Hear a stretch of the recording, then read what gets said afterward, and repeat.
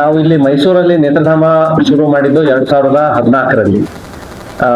ನಾವು ಎಷ್ಟೋ ಇದರಲ್ಲಿ ಪಯನಿಯರ್ಸ್ ಆಗಿದ್ದೀವಿ. We are the first hospital to get ಇದು NABH ಅಕ್ರೆಡಿಟೇಷನ್. ಇಲ್ಲಿ we are the first hospital to do iStent, ಅಂದ್ರೆ ಗ್ಲಾಕೋಮಾ ಸರ್ಜರಿ ಅಲ್ಲಾಗ್ಲಿ, ಮಿಕ್ಸ್ ಆಗ್ಲಿ, ಐ ಸ್ಟೆಂಟ್ ಅಂತ ಆಗ್ಲಿ, we are the first hospital and only hospital till date ಮೈಸೂರಲ್ಲಿ ಮಾಡ್ತಾ ಇರೋದು.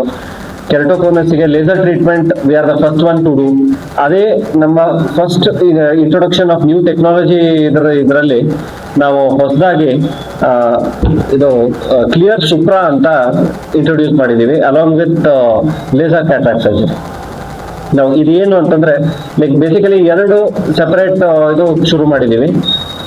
ಒಂದು ಲೇಸರ್ ಕ್ಯಾಟ್ರಾಕ್ಟ್ ಸರ್ಜರಿ ಶುರು ಮಾಡಿದೀವಿ ನಾವು. ಕ್ಯಾಟ್ರಾಕ್ಟ್ ಸರ್ಜರಿಯಲ್ಲಿ ಇಷ್ಟು ದಿನ ನೀವು ಕೇಳ್ತಾ ಇರ್ಬೋದು ಮಷೀನ್ ಇಂದ ಸರ್ಜರಿ ಮಾಡ್ತಾ ಇದ್ವಿ ಅಂತ. ಸೊ ಮಷೀನ್ ಇಂದ ಸರ್ಜರಿ ಮಾಡೋದ್ರಲ್ಲಿ ಫಸ್ಟ್ 4 ಸ್ಟೆಪ್ಸ್ ಏನಿರ್ತಾ ಇತ್ತು ಅದು ಮ್ಯಾನ್ಯುಯಲ್ ಇತ್ತು. ಇನ್ಸಿಷನ್ ಮಾಡೋದಾಗ್ಲಿ, ಒಳಗಡೆ ಹೋಗಿ ಒಂದು ಓಪನಿಂಗ್ ಮಾಡೋದು, ಇಲ್ಲ ಲೆನ್ಸ್ ಕಟ್ ಮಾಡೋದು, ಇದೆಲ್ಲ ಮ್ಯಾನ್ಯುಯಲ್ ಆಗಿ ಮಾಡ್ತಾ ಇದ್ವಿ. ಆಮೇಲೆ ಮಷೀನ್ ಟೇಕ್ ಓವರ್ ಮಾಡ್ತಾ ಇತ್ತು. ಇವಾಗ ಹೊಸದು ಫೆಮ್ಟೋಸೆಕೆಂಡ್ ಲೇಸರ್ ಬಂದಿದೆ. ಇದು ಅಪ್ಗ್ರೇಡೆಡ್ ವರ್ಷನ್. ಇವಾಗ ನಾವು ಅದ್ರ ಬಗ್ಗೆ ಮಾತಾಡ್ತಾ ಇರೋದು. ಇದು ಬ್ಲೇಡ್ಲೆಸ್ ಕ್ಯಾಟ್ರಾಕ್ಟ್ ಸರ್ಜರಿ ನಮ್ಗೆ ಕೊಡೋದು. ಅಂದ್ರೆ ಮ್ಯಾನ್ಯುಯಲ್ ಆಗಿ ಸ್ಟಾರ್ಟಿಂಗ್ ಅಲ್ಲಿ ಅದೇನು ಫಸ್ಟ್ ಹಾಫ್ ಆಫ್ ಸರ್ಜರಿ ಏನು ಮ್ಯಾನ್ಯುಯಲ್ ಆಗಿ ಮಾಡ್ತಾ ಇದ್ವಿ before the machine takes over, even ಆ ಪಾರ್ಟ್ ಸಹಿತ ಆಟೋಮೇಟ್ ಆಗಿದೆ. ನಾವು ಇದರಿಂದ it's a bladeless surgery where everything is done by laser. Manual intervention ತುಂಬಾ ಕಮ್ಮಿ ಇದೆ. ನೀವು ಕೇಳ್ಬೋದು ಮ್ಯಾನ್ಯುಯಲ್ ಗಿಂತ ಲೇಸರ್ಗೆ ಯಾಕೆ ಹೋಗ್ಬೇಕು ಅಂತ.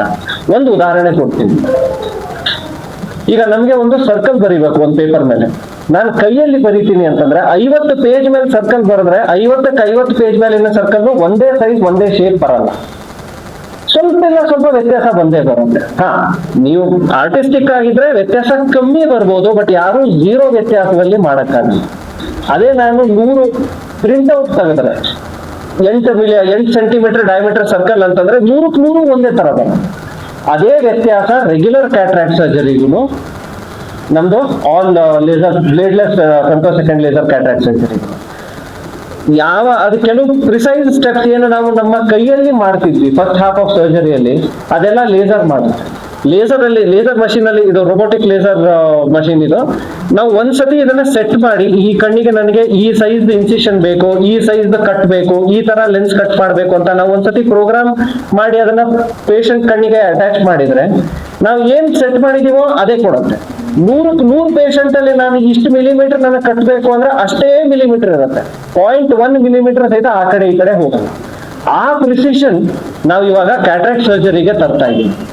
So you can say that it is next generation of cataract surgery. ಇದು ಒಂದು ಇದಾಯ್ತು. ನಾವು ಇದೇ ಫೆಮ್ಟೋಸೆಕೆಂಡ್ ಲೇಸರ್ ಇಂದ ನಾವು ಇನ್ನೊಂದು ಹೊಸ ಸರ್ಜರಿನೂ ಇಲ್ಲಿ ಇಂಟ್ರೊಡ್ಯೂಸ್ ಮಾಡಿದೀವಿ. ಅದು ಕ್ಲಿಯರ್ ಸುಪ್ರಾ ಅಂತ. ನಾವು ಇದ್ರದ್ದು ಪ್ರೀವಿಯಸ್ ವರ್ಷನ್ ನಾವು ಕ್ಲಿಯರ್ ಅನ್ನೋ ಸರ್ಜರಿನ ನಾವು 2 ವರ್ಷದಿಂದ ಇಲ್ಲಿ ಮಾಡ್ತಾ ಇದೀವಿ. ಈ ಕನ್ನಡಕದಿಂದ ಮುಕ್ತಿ ಪಡೆಯಲು ಮಾಡೋ ಒಂದು ಸರ್ಜರಿ ಇದು. ಇದನ್ನು ಕಂಪ್ಲೀಟ್ಲಿ ಬ್ಲೇಡ್ಲೆಸ್ ಲೇಸರ್ ಇಂದ ಆಗೋ ಸರ್ಜರಿ. ನಾವು ಆ ಕ್ಲಿಯರ್ ಆಪರೇಷನ್ 2 ವರ್ಷದಿಂದ ನಾವು ಮಾಡ್ತಾ ಇದ್ವಿ. ರಿಸಲ್ಟ್ಸ್ ಚೆನ್ನಾಗಿತ್ತು. ನಾವು ಅದ್ರದ್ದು ನೆಕ್ಸ್ಟ್ ಜನರೇಷನ್ ಕ್ಲಿಯರ್ ಸುಪ್ರಾ ಅಂತ ಬಂದಿದೆ.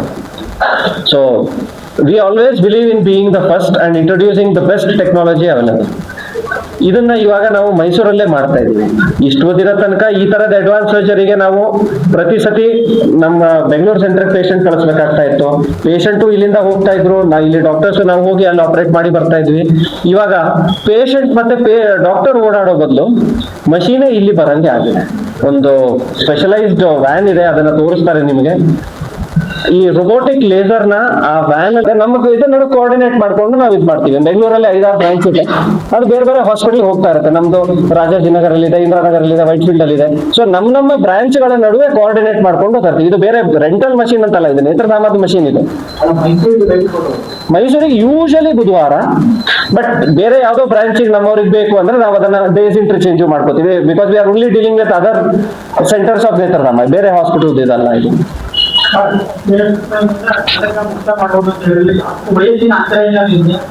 ಈ ಕ್ಲಿಯರ್ ಸುಪ್ರಾ ಇಂದ ನಾವು ದೂರದ ಕನ್ನಡಕ ಇದನ್ನ ಮುಕ್ತ ಮಾಡ್ತೀವಿ.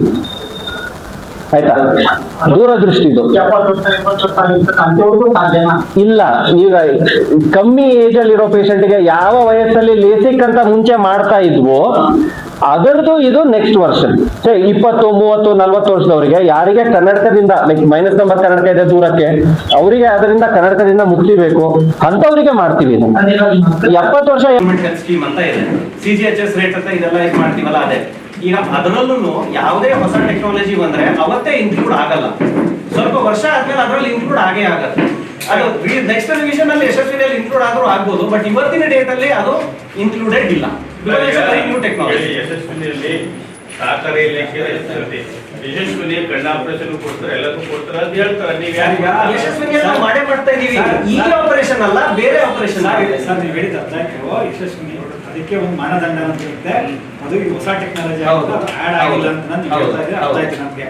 ಮುಂದಿನ ದಿನಗಳಲ್ಲಿ ಅದು ಅವಕಾಶ ಇದೆ ಅಂತ ನೀವು ಹೇಳ್ತಾ ಇದ್ದೀರಿ. ಗವರ್ಮೆಂಟ್ ಇಂದ ಅದಕ್ಕೆ ಅಪ್ರೂವಲ್ ಕೊಟ್ಟರೆ ನಾವು ಮಾಡೋಣ, ಅದರಲ್ಲೇ ಕಂಟಿನ್ಯೂ ಮಾಡಿ. ಅಂದ್ರೆ ಸರ್ಕಾರ ಇದನ್ನ ಅಪ್ರೂವ್ ಮಾಡಿ ಇದರ ಸಾಧಕವಾದ ಇವರು ಮಾಡೋದಲ್ಲ, ಅದು ನಾವಲ್ಲ, ಸರ್ಕಾರದಿಂದ ಈ ಆಪರೇಷನ್ ಗೆ ನಾವು ಇದು ಕೊಡ್ತೀವಿ ಅಂತ ಅವರಿಂದ ಬರ್ಬೇಕು. ರಕ್ಷಣೆ ಮಾಡ್ಕೊಳ್ಳಿ.